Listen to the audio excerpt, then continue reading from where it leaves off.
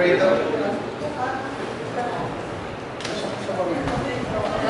let's start. First. Let's pray. Let's pray. Lord, maraming salamat po sa araw po na ito. Salamat po sa blessing po ng praise and worship. Lalo na po sa word of God na receive po namin. Dahil po kay Pastor. Maraming salamat po sa sabihin po sa amin, sa mga panahon, sa pagiging po sa gaya, sa bawat isa. Lord, sa Sunday School po ngayon, ay gawin po ang blessed Lord.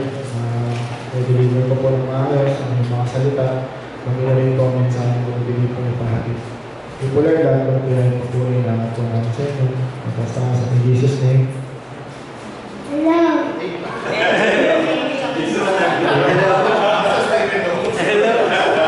Jesus' name, hello. Hello.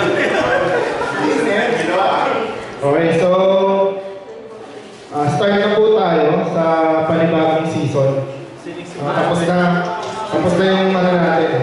Nag-celebrate na rin tayo last time kung mapapansin nyo. Medyo nag-off topic tayo discussing sa chapter 3 verse 1. So ngayon, ang i-discuss natin, babalik na tayo sa libro. This is a chapter or one lesson that will be divided into three stages. Meron tayong 3 points. Yung sa akin, pangalawa, mag-discuss natin si Joel. Third is, wala na kayo. Papa-welcome pa sana si Jara. Si Jara yung mag-discuss ng ating third item. Okay, so dito, discuss natin is seeking consistent obedience. Kanina, tinapik na ito ni Pastor. Sabi ko lang, baka mag-ano kami. Oo, nag-doble yung ano. Pero, feeling ko naman, meron tayong mga topic dito or mga points na sana, may matutunan tayo. First, siyempre, dun muna tayo sa passage natin. John 14, 23 to 24. Sumagot si Jesus, ang nagmamahal sa akin ay susunod sa aking salita.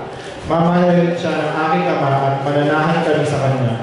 Ngunit ang hindi nagmamahal sa akin ay hindi sumusunod sa aking mga salita. At ang mga salitang narinig nyo ay hindi nanggaling sa akin, kundi sa mga nagsugo sa akin. Yan po rin ng Diyos sa basa sa kanyang salita. Sa English, medyo maganda rin ito pakinggan. Ingatan. Jesus replied, "If anyone loves me, he will obey my teaching. My Father will love him, and we will come to him and make our home with him. He who does not love me will not obey my teaching. These words you hear are not my own. They belong to the Father who sent me." Okay? So dito sa ating babalikan naman tayo sa Superbook. Superbook na Ryan.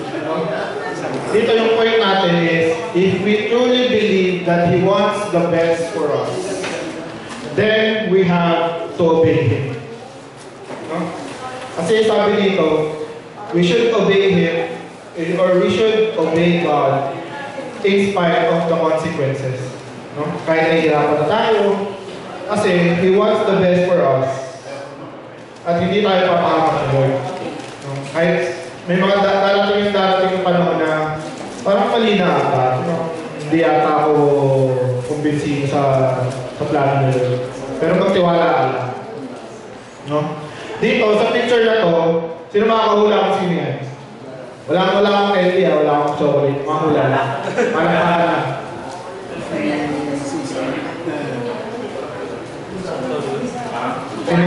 Isa siyang magiting na sundalo.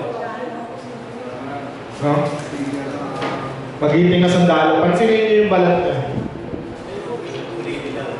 Oh, tsaka may mga patsit-patsit. Siya si Naaman. No? Galing 2 Kings chapter 5 verses 1 to 27. Ano yung kwento ni Naaman? No? Siya yung isa sa mga pinakamagaling na leader, sundalo, panahon nila. Kaso, meron siyang sakit. Ano yung sakit niya? Eto. Kaya may mga ganun-ganun siya. No? Hindi yan allergy. No? Tapos, di ba ang sakit ng ito, walang cure, walang gamot, walang solusyon. Tapos, there's a time na sinabot nila yung Israel. So, nanguha sila ng mga slaves galing Israel. So, one of the slaves, naging alipin na asawa ni Naaman. So, mabait naman si ate mo. Ang nakita niya kung anong paghihirap ni Naaman. So, nag-suggest si ate mo na meron sa Israel na kaya mong pagaling. So, merong propeta na nakatira sa Israel na kaya siyang pagalingin. Ano yung pangalan? Elisha. Sa Tagalog, Eliseo. So, nagpaalam siya dun sa hari, pupunta siya sa Israel, maglalakbay siya. Nung mga panahon na yun, kung saan nakatira sa Naaman at ang Israel, hindi sila good terms. Pero sabi ng hari, sige, magpapadala ako ng ginto, ng mga ganda-damit at pilang. So, nag-travel sila, puntang Israel, at namit ka ng hari. Nung una, ayaw ng hari pagkausap si Eliseo para sa igagaling ni Naaman. Kasi syempre magagaling na sila eh. Pero sabi ni Eliseo, sige, papuntahin mo sa bahay, makausapin lang naman. Ang nangyari dito, nung nagpunta si Naaman sa bahay ni Eliseo, hindi naman ito nagpakita. No? Sinabihan lang siya, maglub ka sa ilog ng Jordan ng ilang beses. Nakakala. 7 times. No? Yung ilog ng Jordan, hindi siya kagandahan. Hindi siya yung pagmamalaking ilog. No, hindi siya yung lumang ilog pa. Bakit ko? Ano ba itong pwede sa panbakal ito kasi kaaway ako? Pero sabi ni Eliseo, maglublob ka sa ilog ng Jordan 7 beses. Ginawa naman ni Naaman. Pero habang ginagawa na yun, nandun yung doubt. No? Bakit 7 beses? Bakit 7 beses pa kailangan ko maglublob dumi-dumi nga dito para akong papatripan? Siyempre siya, ang mga tao na may posisyon, andyan yung pride nila, andyan yung ego nila eh. Bakit sila susunod? Pero hindi. Alam nila na si Eliseo, isang propeta, na ang word na galing kay Eliseo ay galing din sa Diyos. Kung ginawa niya, naglublob siya ng 7 beses, at anong nangyari? Gumaling. No? Yung kutis siya, naging kutis baby. Kinis. Luminis. Parang na Johnson & Johnson. Nag-seal ka pa ba? Oo nga, naglikas. Ganun yung nangyari. Pumili siya lalo. At simula nun, doon nagsimula yung pagsunod niya kay Lord. Minaaman. Yun lang naman yung 2 Kings. At nasan yung paggaling? No? Makikita din natin ito sa Luke chapter 5. Yung na-discuss ko last time, fishers of men. Pinapunta ni Jesus Christ, sila Peter, sa tubig. Galing nga kami doon kagabi, wala nang mahuli. Pero sige po, lumayad pa kayo 1 beses lang. Sa tubig. No? Same yung story kay Naaman. Pumunta ka sa ilog Jordan, doon gagaling ka. Kaila Peter, ang nangyari, lumayad kayo dun sa tubig. Makakahuli na yun. Nasaan yung blessing? Nasaan yung himala? Saan galing? Nasa tubig ba? Wala sa tubig, kundi nasa obedience. Kasi kung nasa tubig yun, unang lublog pala ni Naaman, magaling na agad siya. Pero ang nangyari, 7 times. 7 times pa kailangan. Bakit 7 times? Katulad ng sabi mo last time, for you to be blessed, merong test. No? Bago kayo bless ni Lord, kadalasan may test yan. To test your obedience, to test your faith. To test na itiwala kayo kayo. Kung ganun nangyari, nag-obey sila, what happened? Pinayayaan sila ng Panginoon. No? Same story, Luke chapter 5 and 2 Kings chapter 5. Makabasa niyo yan sa... And yun pa ang isa. May naalala lang ako last time. Yung sinabi ni J.J. Redick. Si J.J. Redick, siya po yung bagong coach ng Lakers. Ang sabi niya, belief is nothing compared to details. No? Naniniwala ka, oo. Pero walang detalye. No? Kailangan mo, because we have people, katulad ko, kapag walang sense yung pinapagawa sa akin, if I cannot get the rationale of what you're, kung anong pinapagawa ko sa akin, mabigat sa puso ko na gawin. Mabigat sa puso ko na gawin, gagawin ko kasi kunyari, boss ko yung nag-uutos. Gagawin ko kasi boss kita. Pero kung hindi ko naiintindihan kung bakit ko gagawin, mahirap. Paano ko nasabi yun? Babalik natin sa buhay natin as Christians. Yung paniniwala natin, we need to back it up by reading the Bible. Kaya papasalamat ako kay Tita. Nung binigay niya yung Bible, salamat po. Kasi yung binas nung, ganyan kakapal. Nung una nung binigay sa akin, paano kayo papasahin? Pero yung katulad yung sinabi sa akin, hindi sinabi ng pastor kanina. Huwag kang magbasa lang na binabasa mo sa chapter by chapter, okay, nakatapos na ako sa John, tapos na ako sa Luke, tapos na ako sa Matthew. Hindi. Namnamin mo. Yung sabi kay sa akin ni Tita Nina, ganyan siya kakapal, tapos yung text niya, nasa gitna, sa gilid, may mga explanation, may mga subtext. So pag may hindi ka naiintindihan, sigurado, hindi ka na maghahanap sa iba, nasa gilid lang. Patulad ng mga lugar, no? Nandun siya. Kaya mas maiintindihan mo. At kung ganda nitong Bible for beginners. Napakaganda. Maraming salamat po. Maiba lang ako ng... Maiba lang ako. So alam na natin kay Naaman, no? Again, yung blessing is from obedience, no? And belief, kung naniniwala tayo, kailangan, hindi ito bakit ang good details. Kung bakit tayo naniniwala. Kung ano ba yung ginawa ni Lord para sa atin? Ano ba ginawa ni Lord Jesus Christ para maging maayos ang ating mga buhay? Hindi yung naniniwala ka lang. Kasi may nakita akong post sa Facebook. Nakalagay doon, may dami na siya mga kilala ko sa Bulacan. Hindi nagsisimba pero naniniwala. Nakalagay doon, dami puso. Hindi nagsisimba pero naniniwala. Parang sa nung dati, ano yun eh, parang instant amount to, wala naman akong ginagawang masama, good ako. Wala naman akong inapakang tao, good na ako. Pero hindi lang nakakalungkot, na hindi nila naisip na hindi lang yan ang susi para lang masabi natin na makakarating tayo doon sa langit. Hindi lang yan ang susi para maging mabuti ang Kristyano. Hindi lang. Kasi parang nangyayari, nag-justify natin yung hindi natin pagsisimba sa pagsasabi na naniniwala tayo. Tandaan natin ang relationship, lahat ng relationship, two-way yan. No?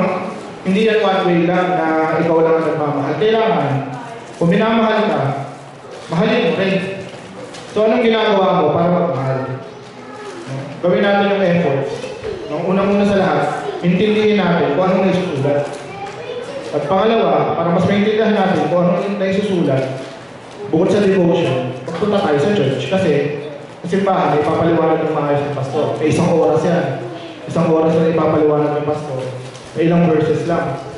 Pero ang tagal na ipapaliwanag ng pastor. Para mas maintindihan natin kung ano ibig sabihin.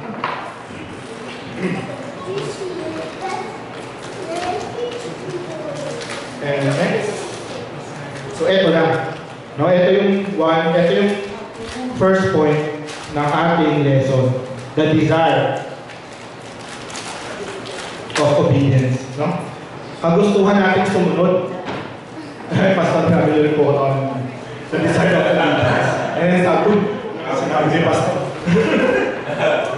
Yung kagustuhan natin sumunod, katulad ng sinabi ko kanina, ako, as a person, yung personally, kapag hindi ko naiintindihan yung pinapagawa sa akin, ano yun? Nahihirapan ako sumunod.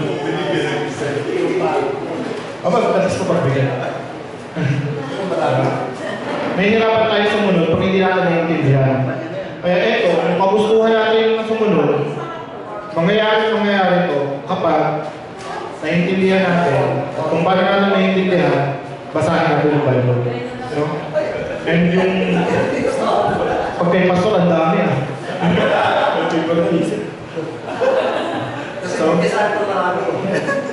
So minsan kasi, ito yung mga hindrance, no? Kung bakit hindi tayo sumusunod. People resent the idea of obedience because they have the tendency to associate the concept with restrictions or lack of freedom. No? Kasi yung mga ginagawa natin ngayon, no? Kaya hirap tayong sumunod, kaya dinidelay natin. No? Minsan naman hindi, sinasabi, sa susunod ka lang. No? Parang yung magpa-check up po kasi ako. So ako din po yung nadali ng mga meron akong fatty liver, mataas ang triglycerides, mataas ang sugar. Yung po iba akong mag-ugas. Sabi ko sa kay Dok, pwede ba next week na lang kasi uwi akong Bulacan. Alam na. Uwi po ako sa Bulacan. Kasi pag uwi akong Bulacan, siyempre yung pagkain. Sayang naman kung nagagamot na ako, tapos kakainin ko itong bulay-bulay. Eh, longganisa pa lang po ng ulampit, sabi ka na. Sabi ng doktor, natawa, parang nasa sayo yan, siyempre. Wala naman ako magagawa, ako din mo susundin. So, ano nangyari? Pag uwi ko dito, tsaka ko lang mag-start.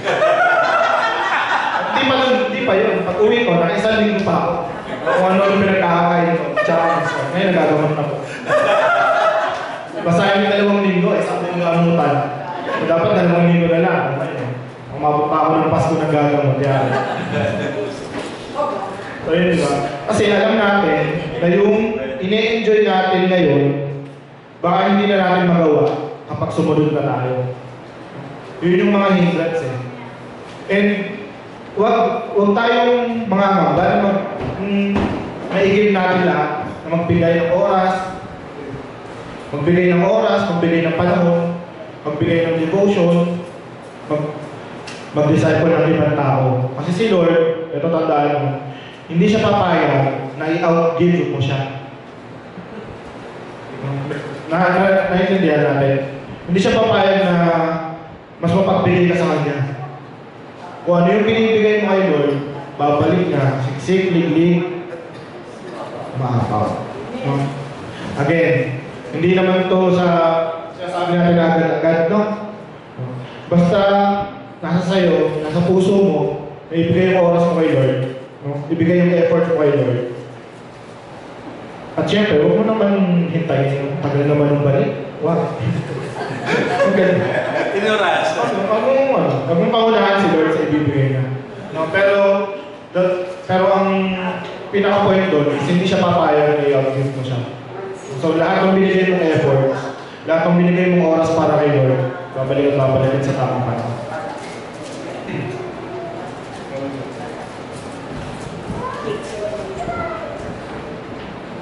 Tulad dito, ito ay Exodus 19 verses 5 to 6. Makalabas na ba sila dito ng Israel?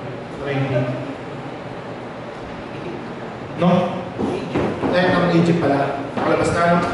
Kung lubos nyo akong susundin at tutok kayo na aking kasunduan, pipiliin ko kayo sa lahat ng bansa para maging mga mamamayan.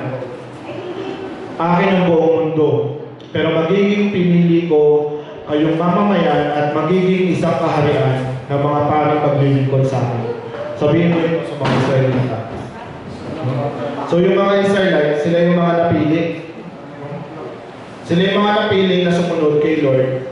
Sila yung napili ni Lord na maging special people. Napaka-special na mga Israelita. Palain mo. Pero bukod naman doon, isipin naman natin yung paghihirap nila bago ito nangyari. Alam na nila, umpisa pa lang sila ang mga pinili ng Diyos. No? Kasi galing pala kay Abraham, alam na yan. Pero naghirap pa rin sila ng sobrang hirap. And sumusunod sila sa mga tao na hindi naman dapat kasunod-sunod. Pero ginawa pa rin nila. Kasi bakit? Kasi yun, nakasulat na. Nakasulat na maghihirap sila. Pero nakasulat din na makakaalis sila doon, makakalaya sila. Kaya ang kailangan lang nilang gawin ay sumunod. Sumunod lamang. And when we have the desire to obey Him, we show Him that we love Him, appreciating what He has done for us. No? This is an act of love, yung obedience. Hindi lang ito sumusunod dahil may authority. Sumusunod tayo dahil mahal natin. No? Hindi lang ito sumusunod dahil under. No, iba. Sumusunod tayo dahil mahal natin. Yung isang, hindi ito sumusunod dahil nasindak lamang. No? Sumusunod ito dahil mahal. Kaya,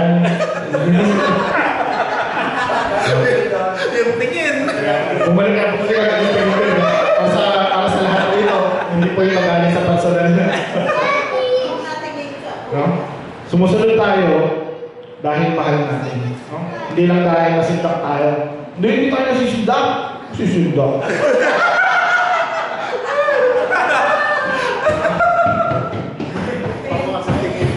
Sisindak pa tayo? Panis. Ayan. So, ito ang tanong natin ngayon. No? Again, katulad nung sabi natin, babago tayo ng approach, hindi lang ito discussion. Kasi magiging preaching na yun. So, we want to hear, no, from everyone. And ito ang tanong natin. How important is obedience? No? Ikaw, sumunod ka kasi. Okay, simulan po natin. Sino pong gustong magsimula?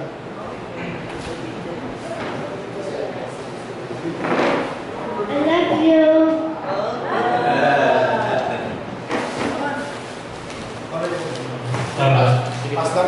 Basta na lang po tayo.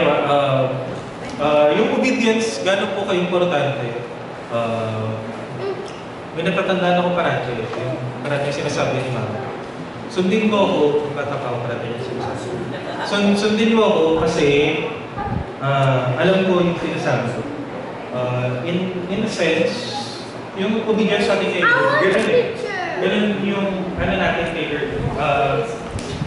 Our obedience to God is asking us to obey Him. Kasi alam niya yung mangyayari sa atin pag hindi natin isip. Yung ano yun eh, may equivalencies po kasi parati yung obedience. Tatako eh, pag meron kang trabaho, pag hindi mo sinunod yung tama mo, may mangyayari dun sa pag hindi mo konsunod. It's either may hirapan yung buong team nyo dahil hindi mo sinunod, or kung quota-based yung trabaho mo, magkakabulo ka ng quota. Pamulin mo, kasi quota-based ka yung work mo. So, in a sense, ganun yun sa ating Panginoon. When God tells you something, you need to obey. Kasi hindi lang ikaw yung magbe-benefit mo. Yung parang yung sinasabi, you and your entire household. So, obedience is important for me. So first, kasi alam ng Diyos kung ano yung sinasabi niya. Alam niya yung inutos ko. Pangalawa, yung pagsunod mo sa Panginoon, it's not for the benefit of God. It's for the benefit of God. Kung ano yung sinabi ng Panginoon na gawin mo to, we need to do it. Kasi yung katulad na sinabi kanina ni Pastor, if Christians won't go, hindi tayo lalabas, hindi tayo mag-share, ano mangyayari? Yung mga tao, hindi nila malalaman yung kaligtasan. Tulad ng mga Israelita, naging bingi sila sa sinasabi ng Panginoon. Ano bang sinabi ng Lord sa kanila? I want you to be a blessing, di ba? To others. Eh, ayaw ng Israel. Gusto nila sila lang. Dahil doon, hindi kayo na-share yung gusto ng Panginoon sa kanila. Kaya, ayun yung sa para sa akin. May reason to obey, and that's kasi alam ng gusto yun. Okay. So, next month tayo, doon po tayo sa nagdadaldalan sa Danida.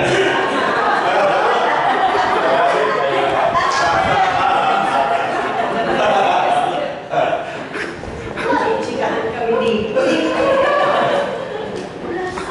Ano nga yan ang important things? Siyempre, lahat naman tayo. Yan ang una natin susundin. Obedience pa. Pag tayo natin, Lord natin, ang natin si Jesus bilang ating tagapagligtas. Susunod, yun yung unang natutunan ko nung ako'y tumanggap kay Jesus Christ. Act of obedience. Ano yung act of obedience? Yung nagpapapais. Di ba? Isa yon sa isang pinaka-importante bilang isang mananampalataya. Bilang isang tumanggap kay Jesus Christ. At genuine. hindi genuine. Kasi kung hindi genuine at hindi ka sumunod sa first act of obedience, hindi ka totoong Christian. Yun. And then, share ko lang, kay Noli, nung siya naging pastor, hindi ko gusto sumunod. Sorry na lang sa harapan ni Lord, sorry na lang kay Noli dahil wala na siya. Alam niya na hindi ko gusto sumunod. Kasi alam ko yung ako sa sinanhan eh. Makitigas ang ulo nila. Mga taga-sinanhan. Ilang years kami doon na nagpabahay-bahay na nagsino. Talagang pati yung aming hindi ko naman pwede sabihin yung source of income namin na i-share. Basta lahat ng dapat namin ipakita na kami ang life. We are the life, di ba? Wala. So sorry na lang sa mga nakikinig sa mga taga-sila. Prayer ko yan talaga na unahin si Lord sa buhay nila. Di ba? Obedience pa rin. Bakit sila sumusunod? May pagkain, may treatment na maganda, pero kung hindi mo mabibigyan ng treatment na maganda, absent. Diba? Absent sa church. Sa tingin nyo, genuine silang tumanggap? Hindi. Ako na mismo magja-judge. Hindi sila genuine tumanggap. Diba? Totoo yun. Pipilitin mo, ay magpapatize ka kasi tumanggap ka na kay Jesus. Hindi. Diba? Ikaw na mismo sa sarili mo. Yan, obedience na yan. Hawakan mo sa harapan ng Diyos Ama na tinanggap mo si Jesus Christ bilang yung tagapagligtas and then susunod yung act of obedience na magpabaptize. Yun lang yung mula sa akin. Ang kaalam na ibigay sa akin ng Holy Spirit. Thank you, Lord. Pass ba? Oo, pass. Angelo, genuine ang pagtanggap.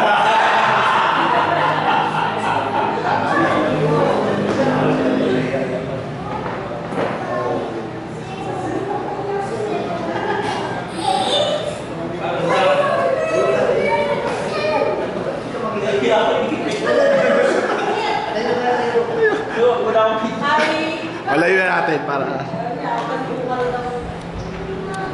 Para sa amin yung obedience, yung pagsunod sa magulang sa kay Lord, yung sa bawat araw, ipapalaw mo siya sa buhay mo na magpapasalamat ka na binigyan ka niya ng buhay, pag-asa, tsaka yung pagsunod sa magulang din.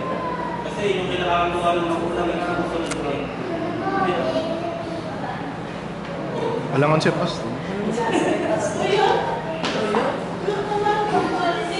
Magsunod ka sa magulang. Ikaw, may pagsunod ka ba?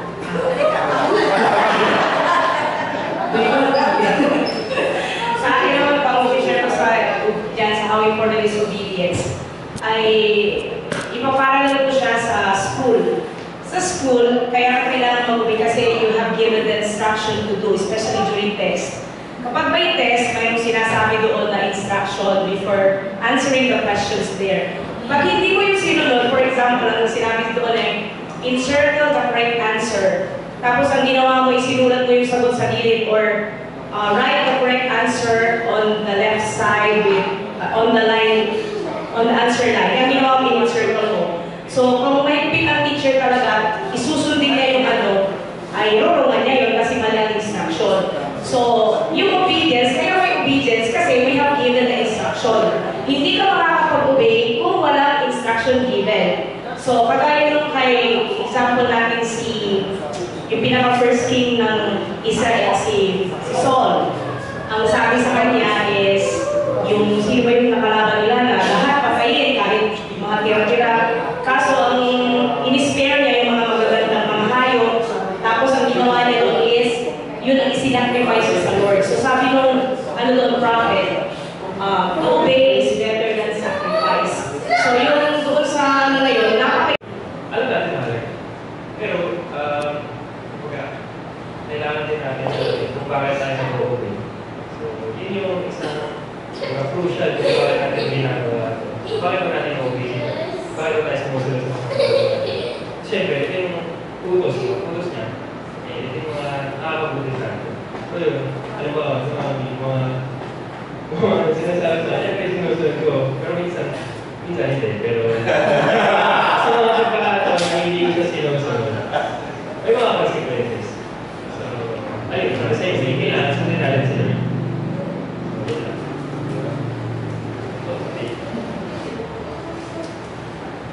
Alam ko na sinibay ko. Totoo yung sabi ni yung explain ko na obedience is important pero the reason behind it as well is not as important as it is sa pag-obey talaga. So bakit ba tayo sumusunod or why is obedience requires from us ni Lord? Kasi simply put, He is sovereign. Diyos natin siya. And it's for His glory. All of these things kasi for His glory talaga para ma-lift up si Lord. So, without our obedience, He is still God. Pero, if tayo sumunod, yung promises niya ay mabe-benefit natin. So, that's one part din ng pagiging obedience. Yung blessing ni Lord sa atin. So, how important is obedience? Yung tanong mo. So, basically, it's not important na it's not sobrang important na para bagay natin sa sarili natin, but rather it's for the Lord talaga.